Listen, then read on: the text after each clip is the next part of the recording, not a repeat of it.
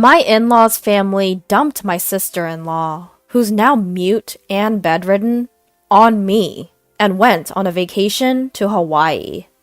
Right before they left, my husband, Jack, said, "Taking care of her is your job. Don't slack off." The moment Jack and his family left the house, my sister-in-law sat up and said, "Okay, let's get going too." I'm Lisa, 29 years old. As a teenager, I dreamed of becoming a pop star, but eventually realized it was a fleeting dream, and before I knew it, I was in my late 20s.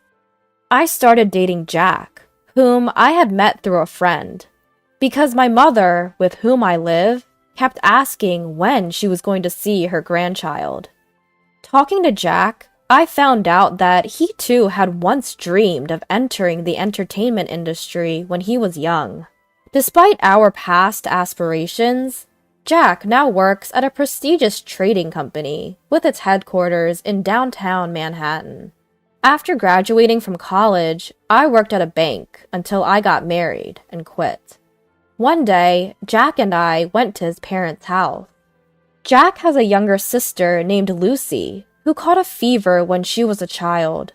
Her mother thought it was just a common cold, but when the fever didn't subside, they took her to a doctor and found out it was encephalitis caused by influenza. It was already too late, and due to the prolonged high fever, Lucy was left with brain damage and turned bedridden. Furthermore, the high fever left lingering effects on the part of her brain that controls speech, leaving her unable to speak. My mother-in-law was the one who took care of Lucy for the most part. For some reason, Lucy and I got along well, and I always looked forward to visiting Jack's family. Lucy couldn't converse verbally, so she used sign language. After becoming close with Lucy, I naturally picked up sign language as well. One day, I signed to Lucy, "We're like best friends who've known each other forever, aren't we?" To which she replied, "Yes, we are. Let's stay close friends forever." I responded, "Of course we will." However, my mother-in-law, who is the complete opposite of Lucy, was always sarcastic towards me. Jack and I live in a condo about a 30-minute drive from his parents' house, but occasionally my mother-in-law would drive over unannounced and start nitpicking on me. "Jackie's shoes are filthy. If a man's shoes are dirty, it reflects poorly on his work. It's your responsibility to keep them clean." My mother-in-law always referred to Jack as Jackie. "Make sure you always fold the laundry neatly. If you don't, Jackie will be in a bad mood." The one who raised Jack this way was none other than her. "No matter how late Jackie gets home, you must never go to bed before him, even if Jackie says it's okay for you to go to bed first." My mother-in-law would say such old-fashioned things. Jack, while we were dating and initially after we got married, was very kind and never disagreed with me. For example, if I said I wasn't feeling well and asked him to have dinner outside, he would readily agree. If I saw a designer bag I liked, he would buy it for me the following month. However, about a year after we got married, Jack started to change. Or perhaps he returned to his original self. He started coming home late from work, always reeking of alcohol. Jack's been increasingly busy on Saturdays and Sundays, always claiming that work kept him away from home. When he would occasionally visit his parents' home, he would decline my requests to join him, which was kind of odd. One day, I decided to confront him about it. "Jack, you've become so distant lately. It feels like you're a completely different person," I said. Jack glared at me for a moment, then replied, "That's not true. You're overthinking things." "I don't think I am," I retorted. "You barely talk to me anymore." "I told you, you're overthinking it. Stop bringing this up." With that, he walked away to take a shower, ending the conversation. One day, Jack surprised me by saying, "This Sunday, I'm going home. What are you going to do?" I was taken aback, as Jack had previously always refused my company on such visits. "Wait, I can come with you this time?" I asked, to which he replied, "That's why I'm asking." "Well, of course, I'll come then. I'd like to see Lucy too," I added. Jack frowned a bit and said, "You and Lucy seem to get along really well, huh?" "Yes, we do. It feels like we've been best friends forever," I responded, noticing Jack's slight grimace at my words. On Sunday, I drove us to Jack's family home in Nebraska. We stopped at a bakery along the way to buy some pastries as a gift. Jack's mother always has a frown when she sees me, but she would light up upon receiving the pastries. When we arrived, his mother came to greet us. As usual, she frowned at my sight, almost as if she was not happy to see me. "Mother-in-law, please have some of these," I said, handing her the pastries. She snatched them from me and peered inside before replying, "Is it these pastries again? They're getting boring. But since you insist, I'll have them." Her face lit up like a child receiving a toy. "Is father around today?" he asked. Jack's father was elderly, but still worked actively. "He's out at a meeting. Why, did you need something?" she asked. "No, not really. I just had something I wanted to talk about with him," he replied. I hadn't heard anything about this from Jack. "What's going on? Did you have something to tell your father?" I asked Jack. "It's none of your business," he responded. "What do you mean? We're a married couple, aren't we? Can you just stop nagging?" Jack retorted, to which his mother added, "Exactly! If Jack doesn't want to tell you something, you shouldn't be prying."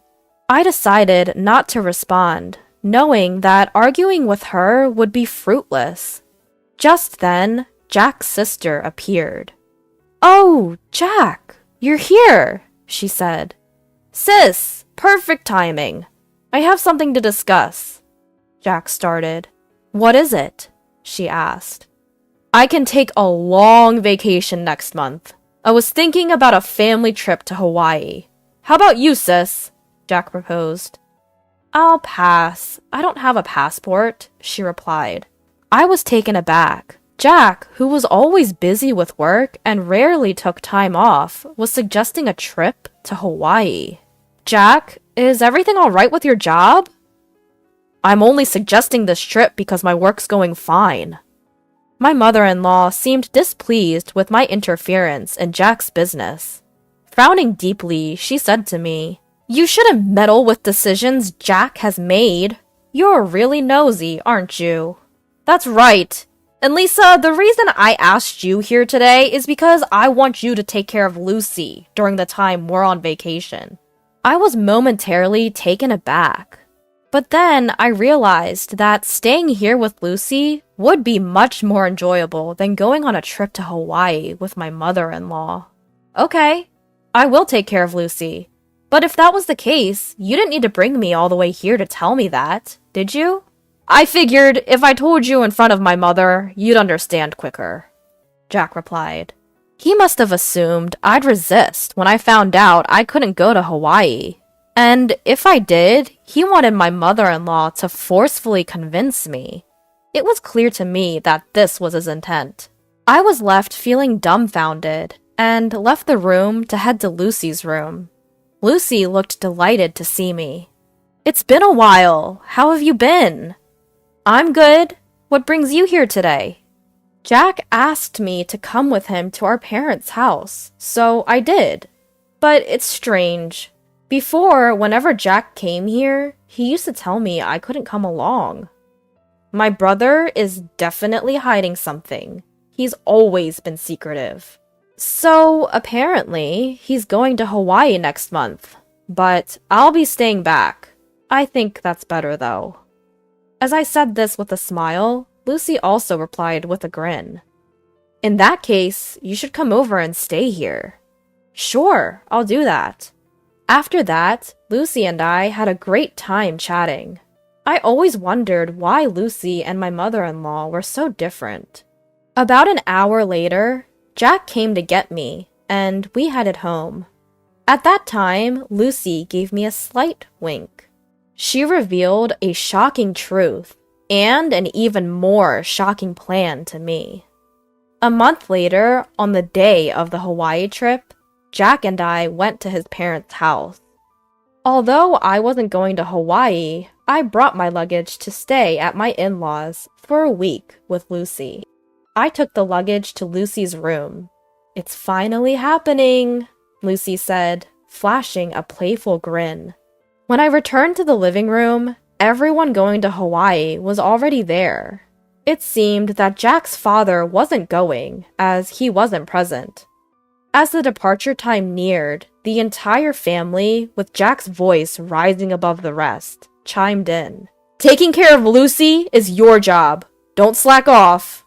And even my mother-in-law added, "Please get along well with Lucy. It's better for you to stay here, isn't it? If anything happens to Lucy, it's all your fault. We'll hold you responsible." It was absurd for someone who was about to abandon their immobile sister for a vacation in Hawaii to say these words. But I did not react at all. It didn't matter what Jack said. I wasn't in the mood to see them off, so I returned to Lucy's room. It was at that very moment. Lucy sprang up energetically from her bed and called out to me. "Come on, let's get going." This echoed a conversation we'd had just the other day when Lucy confessed, "You know, I can actually walk." And with walking came the ability to converse. "Since when?" I asked. "Since last year, I suppose." "Why have you been hiding this from the rest of the family?" With that, Lucy began sharing an unexpected tale. "Actually, my father and mother are both remarried. I'm my dad's child from his previous marriage, and my sister and brother are from my mom's side." I was surprised, but considering how distant and cold my mother-in-law usually was towards Lucy, I couldn't help but think, I thought so. "Is that so?" "Yeah, my mom despises me. And I didn't want to talk to her, so I pretended that I couldn't." "And your father?" "Dad knows everything. He's always on my side." "I see. That's why, regarding this trip to Hawaii, I'm thinking we should go too." "Huh? What do you mean?" "I mean, I'm planning to go to Hawaii on the same day with you. We'll even stay at the same resort," Lucy said, with a sparkle in her eye, which caught me completely off guard. "What? I'd be thrilled to go to Hawaii with you, Lucy, but do you even have a passport?" "Of course. I secretly got my passport last month.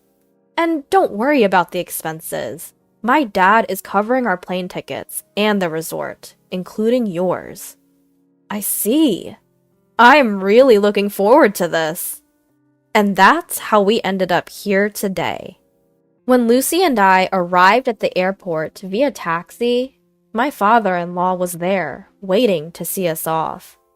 "Lisa, it's been a while. I know it must be surprising, but I hope you enjoy the trip to Hawaii." "Thank you, father-in-law. I feel guilty for all the plane tickets and resort fees you've covered." "Ha! Don't worry about it. As long as you two have fun, I'm happy." "Thank you for your kindness." After that, we boarded a plane from a different airline than my husband's family. We landed in Hawaii early in the morning. We took a taxi from the airport and checked into the resort hotel. Lucy and I were sharing a room. I mentioned to Lucy, "Your father seems pretty well traveled." "Yeah, he's been on several international business trips. He's even been to Hawaii a few times." "So, what's the plan?" "I'm guessing my mom and everyone will dine at the restaurant here tonight. I'm thinking of surprising them." "That sounds like fun. I'm excited. Should we get some rest to recover from getting jet-lagged? That sounds like a good idea. I couldn't sleep at all on the plane. After taking a shower, we climbed into bed and quickly fell asleep. We woke up around late afternoon, close to 4 o'clock. Lucy was already awake, starting to wear makeup. I'm sorry, I slept too much. No, don't worry about it. I just woke up too. We really had a good sleep, didn't we? Fully recharged and ready for our battle. Around 7 o'clock, I said to Lucy, I'll go and see and check the restaurant. As I was looking for Jack and his party from the shadows near the entrance of the restaurant, I found them, dining joyfully in a far-off spot. I was too far away from them, so I decided to venture deeper into the restaurant. From my position, all I could see was their backs, and it was hard to identify anyone. But I spotted the back of a young woman that I didn't recognize. There wasn't any such woman when they had left Jack's parents' house. Upon seeing this, I was taken aback, nearly letting out a loud gasp, but I managed to suppress it. When I strained my ears, I could intermittently hear Jack and my mother-in-law's voices. I'm glad it's not that woman today. Yeah, I really drew the short straw. She's tainted my family record.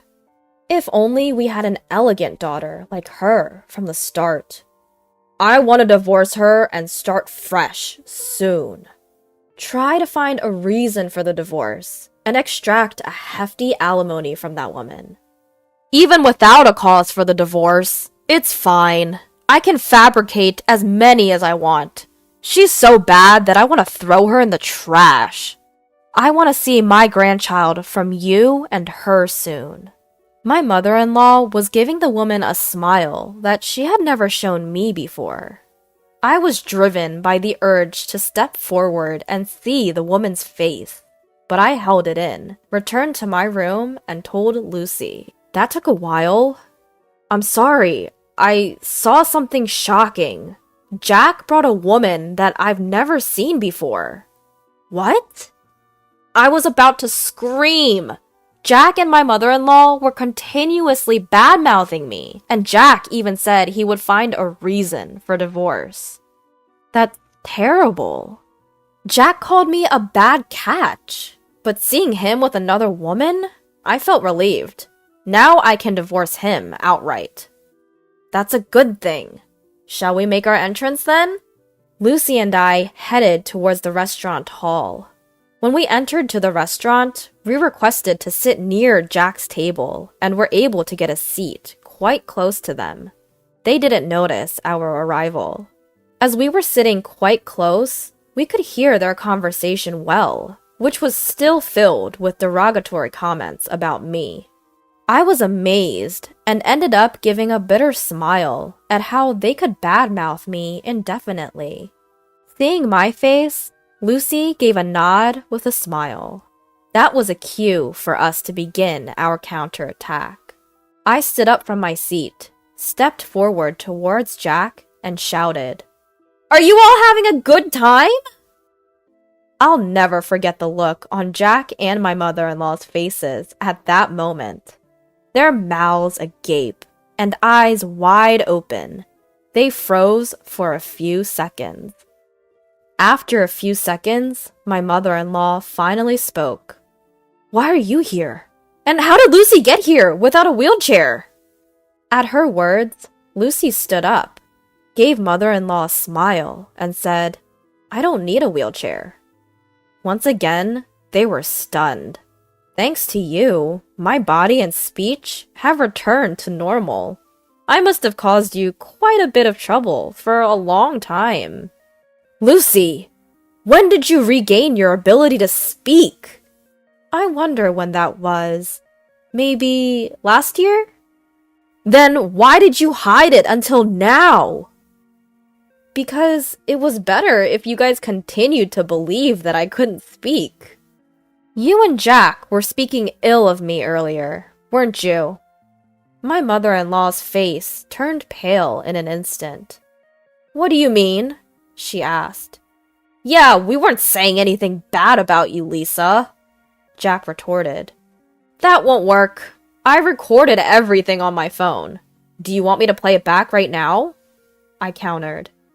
My mother-in-law fell silent, but Jack stood up.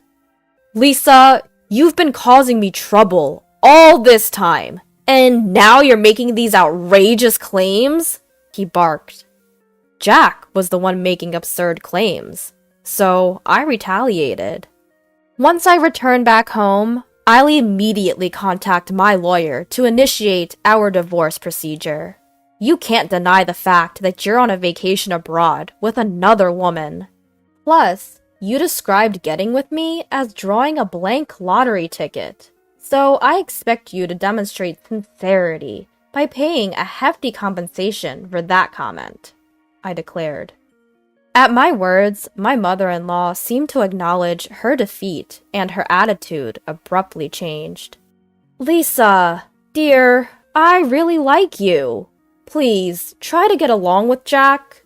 This woman is not involved with Jack, she pleaded. I'm sorry, but I can't do that. Since I am a blank lottery ticket, I cannot live with Jack. Please, enjoy your time with this woman. Oh, and I might also seek compensation from her. Isn't that exciting? I smirked. The woman in question turned pale and began to tremble upon hearing my words. Unfazed by the public gaze, Jack fell to his knees and pleaded. Lisa, I beg you, don't make this a big deal. My company has strict rules about this, he implored. What's that? You don't sound sorry at all, I replied. Jack appeared taken aback, then tried again. Lisa, I beg you, forgive me. If my company finds out, I'll lose my job, he confessed. Though your plea sounds better now, I will never forgive you. You are married, and yet here you are on an overseas trip with another woman, I said firmly.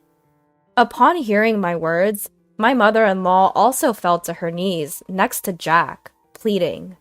Please, forgive my son, she implored, tears streaming down her face. By this time, all the other customers were watching us, and the restaurant manager started walking towards our table. Seeing this, I got up and said, Well, Lucy and I will head back to our room. You all enjoy your Hawaiian vacation. I guess things will get a bit difficult when you get back home. Hearing this, Jack, crying, shouted at the top of his lungs. Please forgive me! I can't afford to pay any compensation! At his loud outburst, the restaurant manager frowned, instructed something to a nearby staff member, and then briskly told Jack something. It was a polite way of telling him that he was disturbing the other guests and needed to leave. However, Jack was taken aback, not understanding the manager's words. Soon, 2 buffed-up security guards arrived and hauled Jack away. Jack was sobbing and struggling, but he was no match for the 2 bulky men. My mother-in-law and the woman were dumbfounded, unable to utter a word. While Lucy and I were also surprised by the turn of events, I thought Jack got what he deserved. A week later, Lucy and I returned home. Jack was quickly released and seemed to have returned to his room. However, I later heard that he had been in a state of shock since returning to his room and had kept to himself until the end of the trip. The day after I returned home, I went to the law firm where my old college friend worked to request for a divorce proceeding. Unfortunately, my friend was not present, but a female lawyer was assigned to me, who was very easy to talk to, and I was able to explain everything that had happened. After listening to my story, she assured me that a divorce was possible, that I could claim alimony, and that she would investigate the woman who was with Jack in Hawaii before determining whether I could claim alimony from her as well. A month later, the female lawyer contacted me and informed me that it had been proved that Jack had been dating the other woman for about 6 months. Hence, She said it was possible for me to demand alimony from this woman too. I requested the female lawyer, please squeeze as much alimony as you can from Jack and his woman. She smiled and nodded. 2 months later, I was officially divorced, and into my bank account was deposited the alimony from the two. I mumbled as I saw the amount. And that's karma for calling me a blank lottery ticket. 3 months later, Jack and my mother-in-law suddenly visited my place. Despite it being only 3 months, they had lost a lot of weight and looked completely haggard. I asked them, "What do you want? I don't want to see your faces." Jack replied in a thin voice, "I'm sorry. Could you lend me some money? I've lost my job and the woman ran away. I don't even have money for food." My mother-in-law also spoke in a whisper. "I've divorced my husband too. I don't have money. Please, I beg you." My mother-in-law was in tears.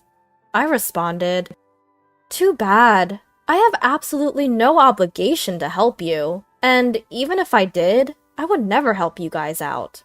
Now, please leave." After they left, I sprinkled a large amount of salt at my entrance to get rid of bad energy from my house.